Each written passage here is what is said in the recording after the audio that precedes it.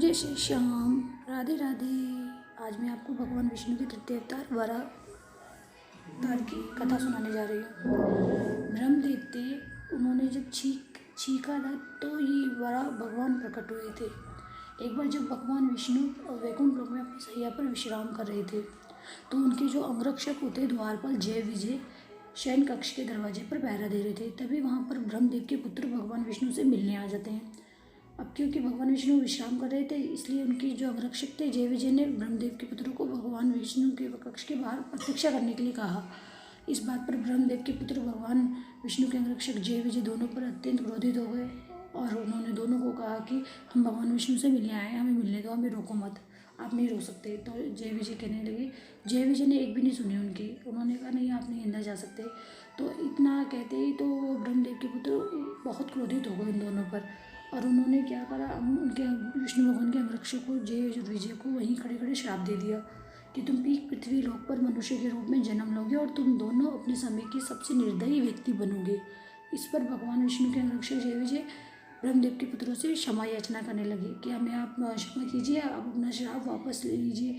तो कह रहे ये श्राप दे दिया आप तो अब वापस नहीं लिया जा सकता। इतना कहकर वो ब्रह्मदेव के पुत्र चले गए और इतने में भगवान विष्णु भगवान अपना कक्ष से बाहर आते शोर सुनते तो उन्होंने देखा कि दोनों अंगरक्षक ब्रह्मदेव के पुत्र से क्षमा याचना कर रहे थे।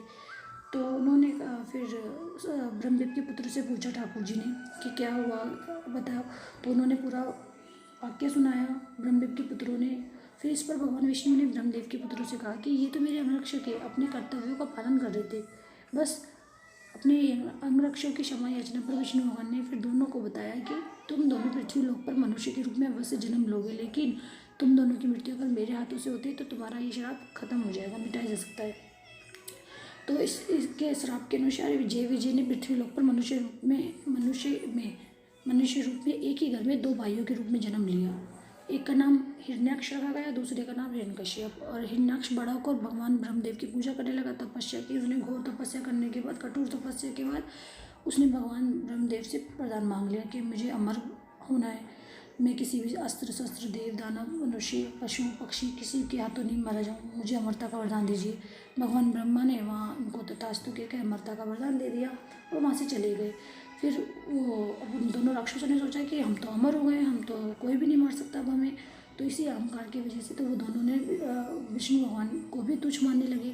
फिर दोनों ने क्या करा, स्वर्गलोक पे आक्रमण कर दिया। फिर स्वर्गलोक में आक्रमण करने के बाद तो देवताओं को पता चला कि हिरण्याक्ष ने स्वर्गलोक पर आक्रमण कर दिया है। तो इतना सुनते क्योंकि बहुत भीषण आक्रमण, इतना भीषण था कि सारे स्वर्गलोक के सारे देवता स्वर्गलोक छोड़कर भाग गए।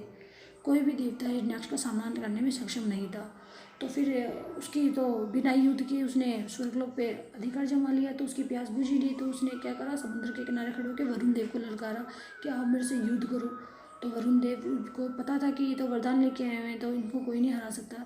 तो फिर वरुण देव कहते हैं आप मुझसे युद्ध ना करके बेकार में अपनी शक्तियाँ व्यर्थ करोगे, तो आप ना विष्णु भगवान से युद्ध करिए। तो हिरण्याक्ष कहता हाँ सही बात है, तो मैं इनसे तो कर नहीं सकता, तो मैं ठीक है विष्णु भगवान से करूँगा। तो मुझे कहाँ मिलेंगे, वो बोलते हैं।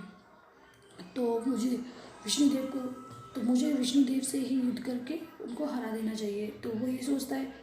राक्षस ने वरुण देव से विष्णु भगवान का पता मांगा तो उन्होंने बता दिया उनको। उनसे युद्ध करने के लिए निकल पड़े तो उन्हें वो मिले नहीं विष्णु भगवान जी।